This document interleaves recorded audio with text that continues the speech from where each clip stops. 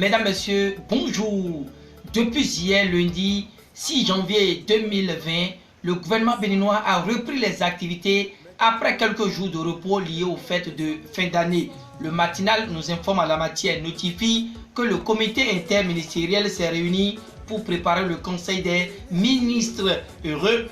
Le journal de Charles Tokor révèle que le cap est mis sur les défis de 2020. Sans répit, la nation lui cède et s'accroche à l'activité économique au Bénin. À en croire le journal du service public, le taux de croissance est tablé sur une hausse de 7,6% en 2019 au Bénin, avec des contributions respectives des secteurs primaires, secondaires et tertiaires à la croissance du produit intérieur brut PIB de 1,2, 1,4 et 5 points, précise la nation. Un clin d'œil sur la prévision de la campagne cotonnière 2019-2020 et le culmine, selon la nation, est de 700 000 tonnes contre 678 000 tonnes de coton lors de la campagne précédente.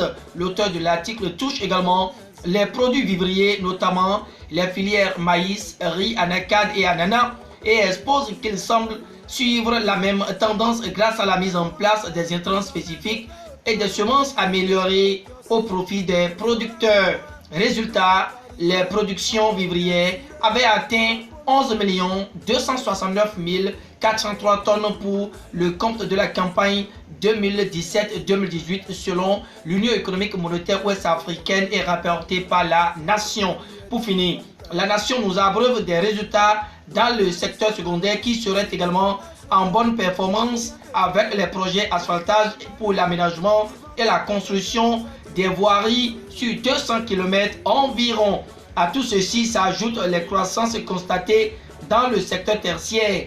La nation donne les chiffres et est convaincue d'un véritable décollage de notre pays. À son tour, Matin Libre nous vient avec comme titre « Menace de radicalisation dans les espaces frontaliers du Bénin » et fustige la défaillance de l'État dans ses missions régaliennes. Avant d'aborder en manchette la fermeture des frontières nigérianes où Buhari, Yahi et Soglo sont convoqués par Djobenu, menant Philippe Nujenoumé à parler de provocation, Matin Libre parle d'abord de la migration internationale et voit qu'à l'origine, il s'agit d'un phénomène préjudiciable aux Africains. Toujours avec le quotidien Lual International, les informations liées au communal de 2020 sont touchées. Ici, leur journal indexe les forces Cori.Bénin émergents et les trouve comme probable porte-étendard de l'opposition. Pendant ce temps, quotidien d'Abarou fait une analyse pour la décrispation totale du climat politique au Bénin, avec une photo où le chef de l'État intercale Yahi et Ajavon. Le Cana estime que c'est les deux miracles que Talon peut encore accomplir, même si la guérite révèle qu'il y a tension entre l'Union progressiste et le bloc républicain au sujet de la conquête de la mairie de Sakété. Avec fraternité, la médiation de Boni Yahi pour la réconciliation de la famille Kori préoccupe. Les forces Cori.Bénin émergents se retrouvent face à leur destin, écrit le quotidien de Menotin en manchette. C'est dans sa place, c'est le Béninois libéré qui s'installe et donne son appréciation des municipales et communales de mai prochain. La grosse équation de Cotonou mentionne le journal de Aboubakar Takou qui répond que Talon est coincé, mais moi le Bénin de Jacques Ayadi se dit prêt pour la solution. L'autre solution relayée par le matinal pour couper court à l'escroquerie et complicité de détention de substances psychotropes est la condamnation. Voilà pourquoi la Cour de répression des infractions économiques et du terrorisme CRIET a condamné lors des travaux de la deuxième session criminelle de l'année 2019 qui se poursuit pour le compte de l'année 2020, 4 personnes pour corruption et extorsion de fonds, tentative de corruption, détention de substances psychotropes et autres, rallonge le matinal. D'après Matin Libre, 7 prévenus seront devant le juge ce mardi 7 janvier 2020 pour publication sur l'affaire 3 tonnes de cocaïne.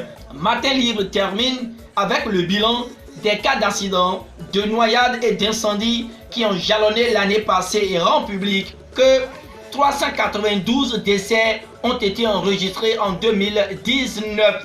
Même constat par Fraternité qui rallonge avec les faits de société qui ont marqué les Béninois. Le quotidien en veut pour preuve la fermeture des frontières, l'affaire ICC Service, les accidents et naufrages avec le métaphysicien Amoussa Raimi. À propos de l'année 2020, le Bénin sera grand, rapporte le matinal. La revue de presse de ce mardi 7 janvier 2020 ne dépassera pas ses actualités. Merci d'avoir préféré JS Communication pour vous informer. Au revoir et à demain pour notre rendez-vous.